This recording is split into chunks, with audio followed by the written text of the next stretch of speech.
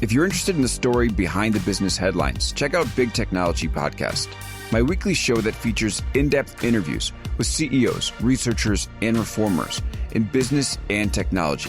Hi, I'm Alex Kantrowitz. I'm a longtime journalist, CNBC contributor, and the host of the show. I empty my Rolodex every Wednesday to bring you awesome episodes, so go check out Big Technology Podcast. It's available on all podcast apps. Would love to have you as a listener. From LinkedIn News, I'm Jessie Hempel, host of the Hello Monday podcast. Start your week with the Hello Monday podcast. We'll navigate career pivots. We'll learn where happiness fits in. Listen to Hello Monday with me, Jessie Hempel, on the LinkedIn Podcast Network or wherever you get your podcasts. Welcome to the American Negotiation Institute's podcast, where we will teach you the skills you need to get more out of life.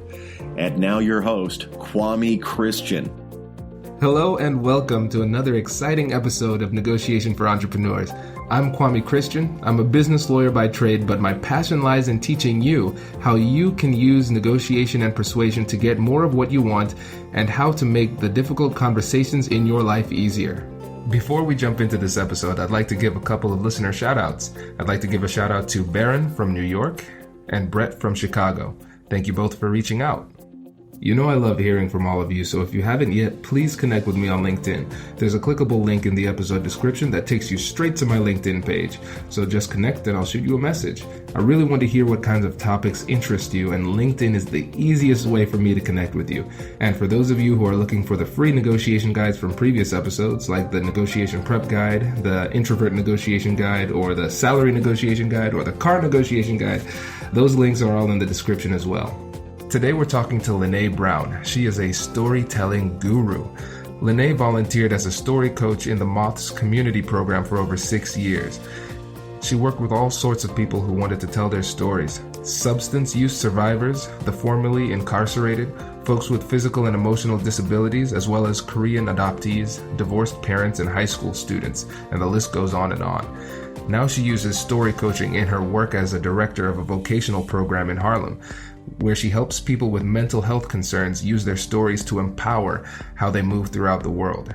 She has over 20 years of experience in marketing, sales, and consulting, and she's a member of the Executive Council for New York Public Psychiatry, and she was just appointed to the Mental Hygiene Advisory Board by Mayor de Blasio in New York City.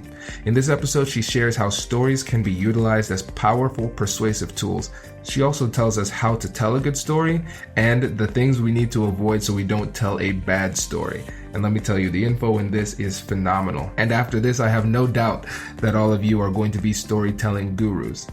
It was so good, in fact, that she inspired another freebie. So if you go to AmericanNegotiationInstitute.com/story, I've created this outline that you could go through to hone your stories before it's time to get into that meeting and persuade. So check that out when you get a chance. So I know you're going to get a lot out of this episode, so without further ado, let's jump into the interview. Lynnae, thanks for joining us today. Thank you for having me, Kwame. I appreciate it. Oh, my pleasure. So let's get started by telling the audience a little bit about yourself. Sure. So I started story coaching with the Moth probably back in 2008, 2009. The Moth is a nonprofit organization dedicated to the art of storytelling. When I first started there in 2008 on their community outreach program, I think they were just based in New York, but I think now they have organizations across the country, moth slams all over the country. They have a radio show on NPR, so very prolific story. And so I started in 2008, 2009 as a story coach in their community outreach program. And specifically, I was working with people who are considered marginalized groups of people who needed stories or wanted to use stories to help them understand their lives, have a place to really express themselves, and also share their lives in a way that they don't have otherwise. That's how I started, and I've been doing this since then. That's really cool. And in your opinion, why do you think stories are so important? Oh my gosh, stories are so important for a host of reasons. One, I think stories really exemplify what it means to be a human being. In stories, we find out about ourselves the good, the bad, the funny, the not so funny. And it's really an opportunity to share experience with each other. And as a listener of stories, it helps you feel like you're not alone.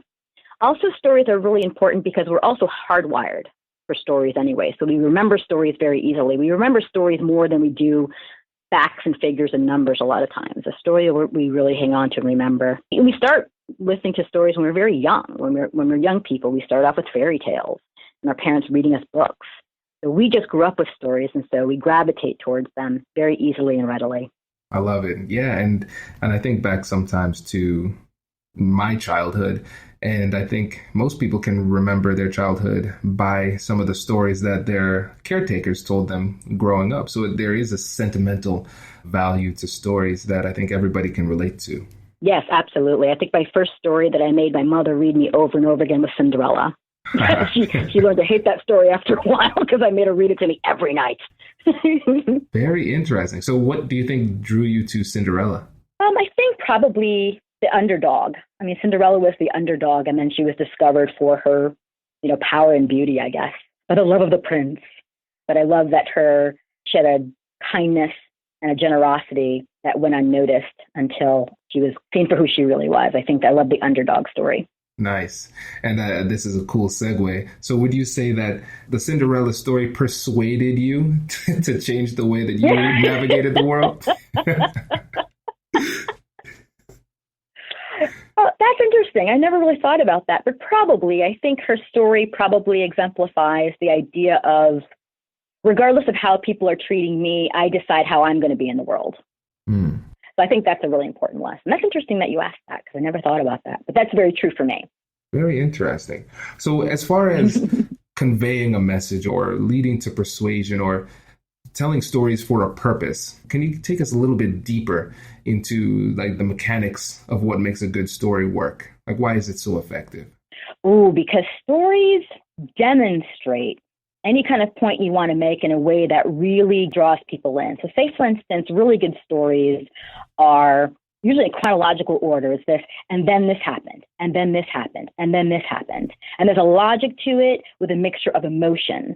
It's very action-oriented. As opposed to saying, I was brave, you tell the story about how you jumped off of a cliff, and what you did when you jumped off the cliff. That's much more demonstrative and illustrates who you're being as opposed to just saying I'm brave. So stories are persuasive because as you're listening to someone telling you a very good story, you're drawn into the action. You're drawn into the moment in time that they're talking about. And you also have the extra sensory of when you're hearing somebody tell a story, you then conjure up in your own mind what the scene is. So you're in this way, you're involved in the story in this very personal way. So even though the story you're hearing is someone else's experience, you are drawn in yourself because now you're allowed to figure out for yourself the colors and the smells and the scene. And it becomes almost your story, almost you're involved in that moment. And so you gain a sense of empathy for the subject itself. You're in it yourself. You're engaged. If the story is, again, well told, you're invested in it being okay. So parts of a really good story would be, as I said earlier, it has this chronological order, this logic to it, and then this happened, and then this happened, and action-oriented. He said this, I said that, she said no, I said yes. Good storytelling is using very simple words. I know one of the biggest mistakes people make in storytelling is they might get too jargony. And so the listener might think in terms of, well, what does that mean? Oh, for instance, I was coaching somebody the other day, and she was telling a story about something that happened in the second grade. And she said, well, I was in art class, and I made this diorama, and this kid took my bunnies from my diorama. Now, listening to her, I'm going, what the hell is a diorama? Like, I'm going through my head going, wait, what's that? And so I'm not listening to her anymore because I'm like, a diorama? Maybe I should Google it. So I'm lost. And so then she goes, oh, a diorama is one of those, remember that art project you had with a shoebox? And you used to paint the background of the shoebox, and then you used to have like your action figures in the shoebox and the back of the shoebox. And I was like, oh, okay, I did that when I was a kid, but I didn't know it was called a diorama.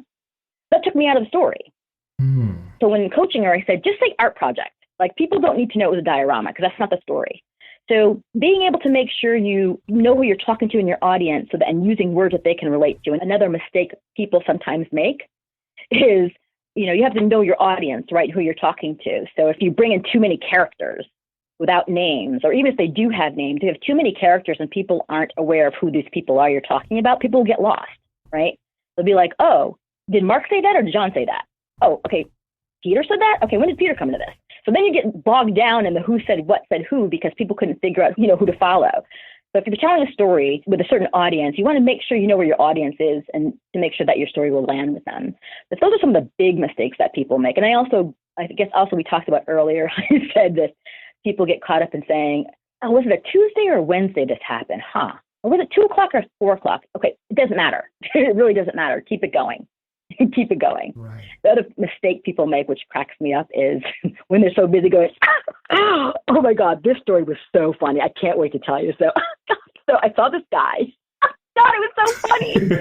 I saw this guy. He was walking down the street. Okay, you're not going to, and you're like, get to the story, okay? Huge mistake. Huge mistake. This is awesome. There's so much good stuff in here. Okay, let's talk about the mixture of logic, emotions, and action. Hey you, I'm Andrew Seaman. Do you want a new job? Or do you want to move forward in your career? Well, you should listen to my weekly show called Get Hired with Andrew Seaman. We talk about it all, and it's waiting for you, yes you, wherever you get your podcasts. Brace the rudders! Raise the sails! Raise the sails! Captain, an unidentified ship is approaching. Over. Roger. Wait, is that an enterprise sales solution? Reach sales professionals, not professional sailors. With LinkedIn ads, you can target the right people by industry, job title, and more. We'll even give you a $100 credit on your next campaign. Get started today at linkedin.com/marketer. Terms and conditions apply. And how people visualize it. Because I think that's really, really key when it comes to talking about the power of stories. Because unlike with a chart or a recitation of facts, it is just one directional. You are just stating a fact, they are absorbing it, hopefully, if they haven't zoned out. But then when you tell a story, like you said, it's almost like they do some of the work for you. Because you tell the story and then they put themselves in the story. They see themselves as the protagonist. And it's not just a logical exercise, but also it's emotional and it's action oriented. And so without them even being aware, you are taking them and forcing them to empathize with you and see things from your perspective. Absolutely. Absolutely. That's so cool. And I like these mistakes that you were saying, because I think we can all relate to some of those scenarios when somebody is really bad at telling a story. And you hit on some of these, but let's get a little bit deeper. So if you are working with one of these people who's about to tell a story, well, first of all, let's just talk about the fact that you're preparing. Because when I listen to the Moth Radio Hour, they don't sound rehearsed. It's their story and it just sounds flawless. But what it sounds like after hearing this, it seems like it takes a lot of time to get the story to be that crisp. Is that right? Correct. So as I said earlier, I story coach in the community outreach program. So those are the folks who are from nonprofit organizations who are using storytelling as empowering tools, right, for their own empowerment, per se. So sometimes they end up on the radio, but most don't. It's more about this empowering community and learning how to own people's stories. And so telling stories or coaching stories does take time. We try to be, I guess I should talk from a personal standpoint, because I think all the story coaches kind of have a different approach. For me, when I'm working with someone, I'm as committed as I possibly can to help somebody tell the story that they want to tell, and tell it in a way that they feel empowered and that they want to tell you the story. Because one of the issues around getting up to the mic, because I don't know if you know this, but with the Moth, it's about getting up at the mic, no notes, and telling your story. And on the radio, a lot of times, those are from the mock slams, which are the competitions.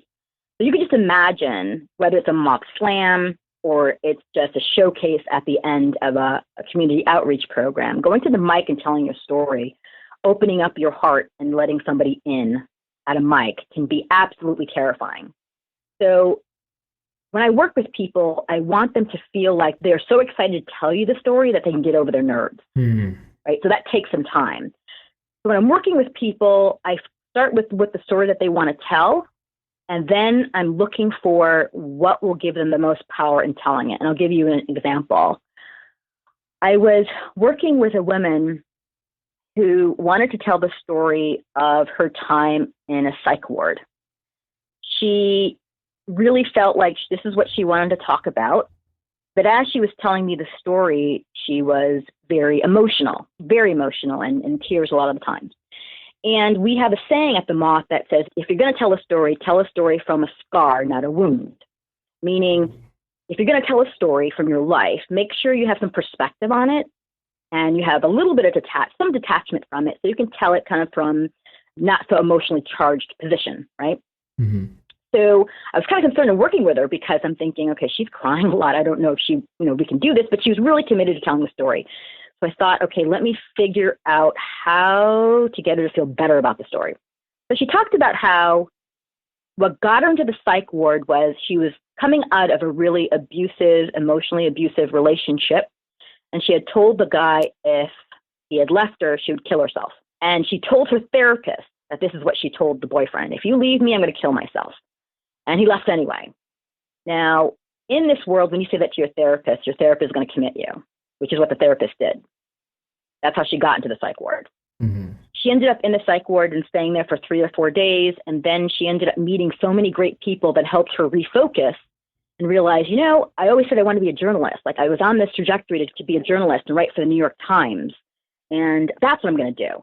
So she kind of changed what she was thinking about and started talking about her plans to the psychiatrist in the psychiatric ward. And that change of language got her out of the psych ward. They let her go because they realized she was no longer a danger to herself. And actually, she ended up 2 years later writing for the New York Times, as a matter of fact.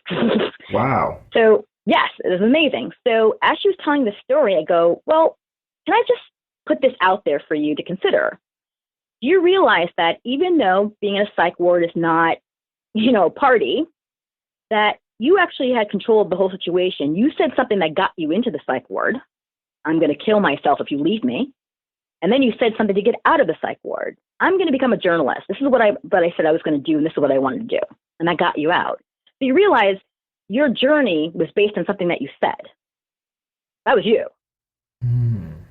And she stopped crying, and she said, oh, I never thought about it that way. And from that moment on, the story started to morph. It actually got a little funny. She started talking about the interesting characters she met in the psych ward. She threw a couple curse words in there to get kind of sweet with it. She's like, making it kind of like a tough moment in her life that she got through and gunned through. And she got to the mic, and when she told her story, she didn't cry once.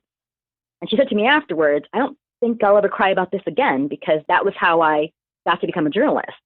The psych ward was a prism. As a prism, it got me crystallized and thinking that this is what I really should be focusing on as a writer, not worrying about some dumb guy who didn't treat me well. Right. And that's when I, for me, knew, this is another example of the power of story. When we own our stories, reframe how we see our lives, how powerful it can be. We can go from being victims to heroes within seconds, right? In our own lives, and then also how we represent ourselves to other people. And anyone can relate to that. Everyone can relate to 1 minute thinking, I really screwed up my life. I ended up in a psych ward. To 5 minutes later realizing, oh, I got myself into it and I got myself out. Wow. That's the power of storytelling. That's the power of storytelling. And that's just an example of kind of why I love what I do. Whenever I get a chance to work with people on their stories, it's like when they recognize that they're the heroes in their own lives, that when they own their story and they use it to demonstrate their own power and grace and vulnerability and imperfectness, they can connect with people in a way that nothing else can. Brene Brown, one of the renowned social scientists of our time, says, stories are just data with a soul. Mm, that is so cool. So cool on a number of levels, because First of all, full disclosure, I just knew what the Moth was. I didn't know they had coaches. So I was like, wow, so you must be good at stories, but I don't know what you do as a story coach. But through that story that you told, now it made it clearer to me your role. And I think that if you would have explained it to me just saying, I do X, Y, Z, it wouldn't have been as clear as you using that story. And so that in and of itself demonstrates the power of story. And then this is almost like Inception, because there was a story within the story, which was the journalist story, and hearing how important it is to increase your feeling of control over your life and how powerful that can be. And so I think you inadvertently just gave an incredibly powerful demonstration of the power of story to persuade. Absolutely. That is so cool. I'm glad I had you on. Yeah. And this is exactly, I'm glad to be here. This is what I was hoping for. Man, okay. Yeah. So if you were to pick out a couple, like let's say 5 key elements that no story could do without, what would they be? And the reason I'm asking this is because one of the things I love doing for the audience is creating these freebies that they can use so we can make this work actually actionable for them. So if you could give us like a list of things that you should look out for when you are creating a story, that would be cool, like a framework that they could use. Well, one of the ways we used to talk about it at the Moth would be, first you want to give a sense of what things were like before change happened. So life was like this. Until, then the until is the actions or the situations that are rocking your world or rocking that status quo, right? And I'll go back to your 5 key elements though. So I would say you want to probably outline how life was before. What are the triggering events or something that happens that makes you think that you have to do something different? You definitely want to, for example, like what the stakes are, those things that might be happening that make you realize if you don't do this, you will lose this, or you will gain this. You want to demonstrate via action. So you don't want to do a lot of, I was thinking this and I was thinking that. You want things like, if you're in a conversation, Jack said this, I said that. Jack's eyebrows raised, and then he said. So you want this banter of communication. You want a banter of a conversation. You don't want summaries. Definitely stay away from the summaries. And I would also say in a good story, you definitely want a line that really exemplifies the whole point of what you're trying to say.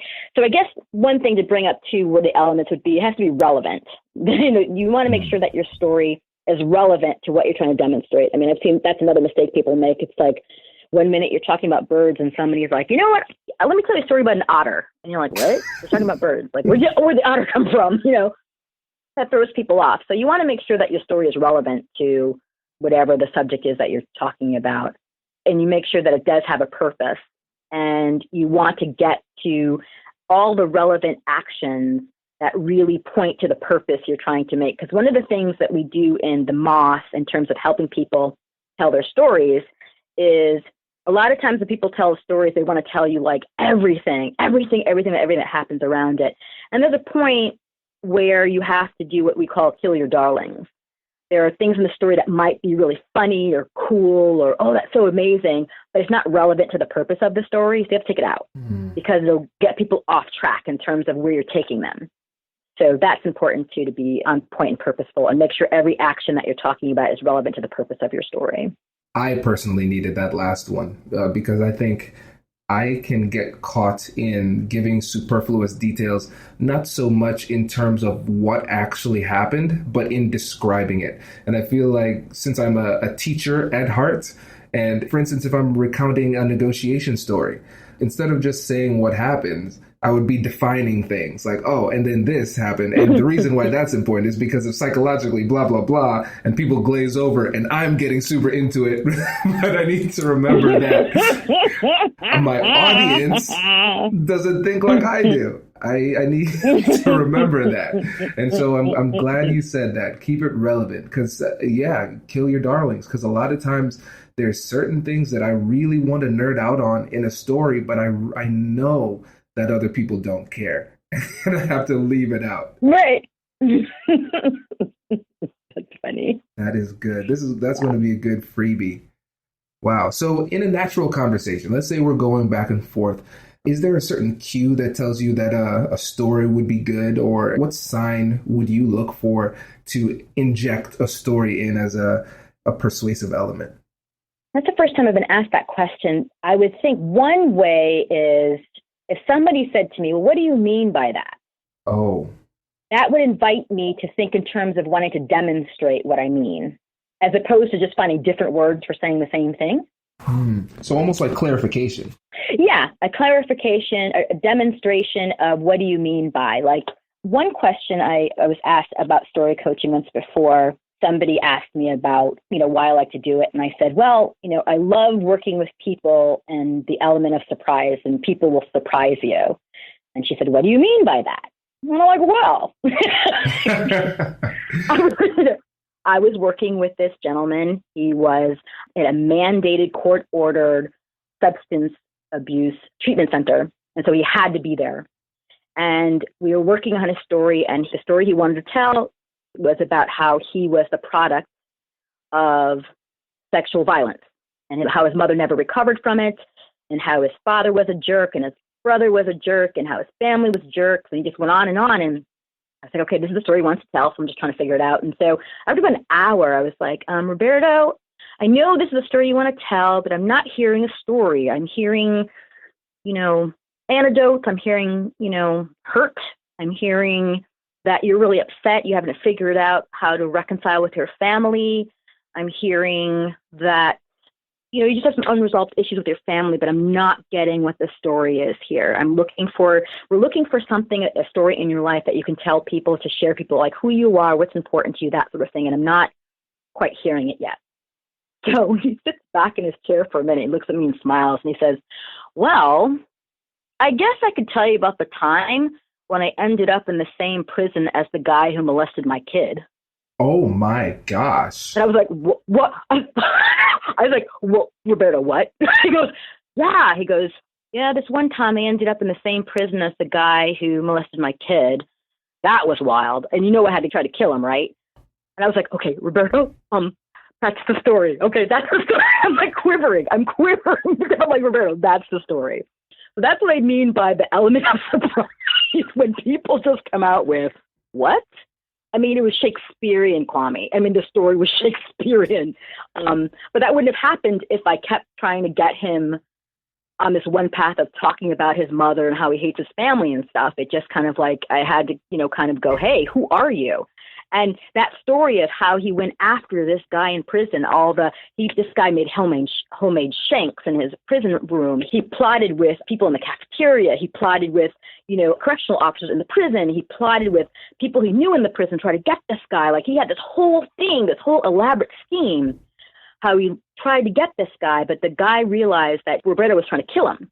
So he ended up getting himself into solitary confinement to protect it, so he'd be protected. And so one of the police officers, the correctional officers, said to Roberto, like, why are you trying to get this guy? Like, what's the deal? And Roberto said, well, he molested my kid. And the CEO was like, what are you talking about? Everyone thinks he's in here for robbery. Roberto's like, no, he's in here for molesting my kid. Now, if you know anything about prison, that's all it had to take, that guy would never be safe from anybody. So that's how he ends up getting that guy. by letting the cat out of the bag about that. Shakespearean. So for the audience, if you could just imagine the emoji with the mouth wide open, that was like my face the whole time I was listening to that story. That's crazy.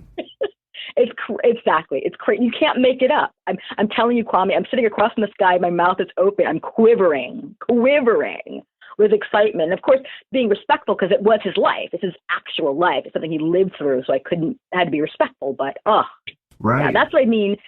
Those moments when you have, in terms of, the question to me, what do you find surprising about story coaching? Like that. Okay.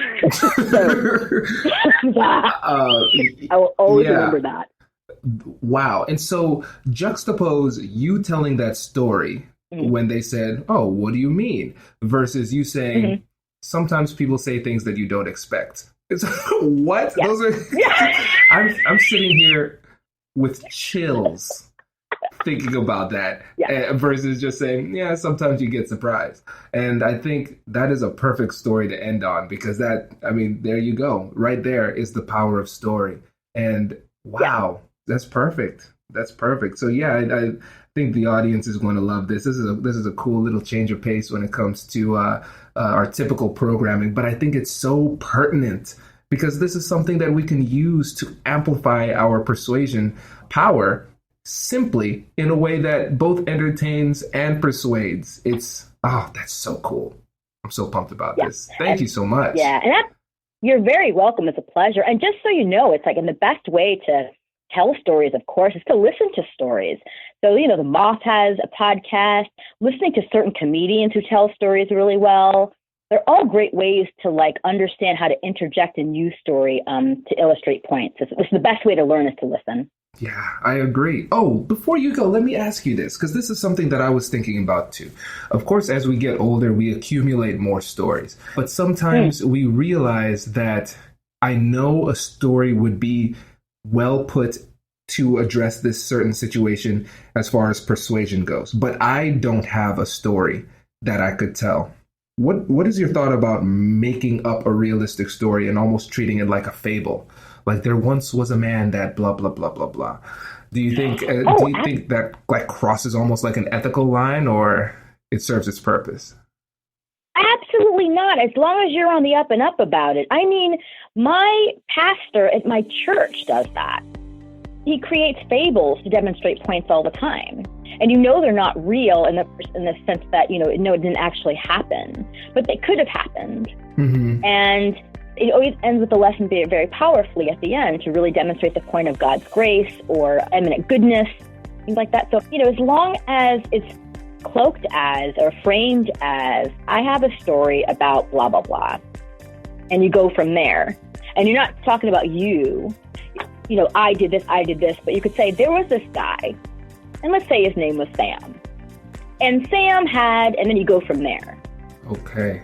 That could be very powerful. I like that. That's something that I've always wanted to do, but I always wondered, is that deceptive? But I mean, think about some of the most powerful stories we have. We have the Aesop's fables and things like that. Yeah. Nursery rhymes. Those certainly didn't happen, but we still, the story hits its mark, even though it's not real. I like that. That's good. And so I think that you've assuaged one of my fears. So it's cool to have a podcast where I could get as much personal gain out of it as the people who are listening to. Hey, there's nothing wrong with that. I like win-wins. That's called a win-win, dude. Exactly. Good stuff. Well, thank you again for stopping by. This was really good. Thank you, Kwame, for having me. It was a total pleasure. I hope you enjoyed that episode. If you find this information helpful, please leave a review and subscribe. My goal is to teach these skills to as many people as possible, and leaving a review helps our search results, which helps us to reach more people. Remember, success and failure is determined by how we handle these critical conversations in our lives. My job is to make these difficult conversations easier while getting more of what you want in the process. I've had the opportunity to provide these negotiation and mediation services to a wide variety of professionals, including lawyers, entrepreneurs, and warring business partners. I do this through a simple 3-step process: situational analysis, strategy creation, and plan implementation. First, we analyze the situation to get a lay of the land and understand exactly what we're dealing with. Then we use the information from our analysis to create a customized strategy for your situation. And then we work with you to put these powerful strategies into action so you can close the deal or resolve the conflict. If you don't prepare properly, you run the risk of missing out on these critical opportunities. Remember, negotiation is the art of deal discovery, not deal making. I will help you to find the best deal possible, and I'll teach you how and when to walk away from a deal that's bad for you. Sometimes the worst outcome in a negotiation is a deal that never should have been made. When we work together, you'll know that you've put yourself in the best position for success. Feel free to connect with me on LinkedIn or shoot me an email if there's a specific problem or opportunity you'd like to work through. Thank you so much for listening, and I hope you have a great week, and I'll catch you in the next one.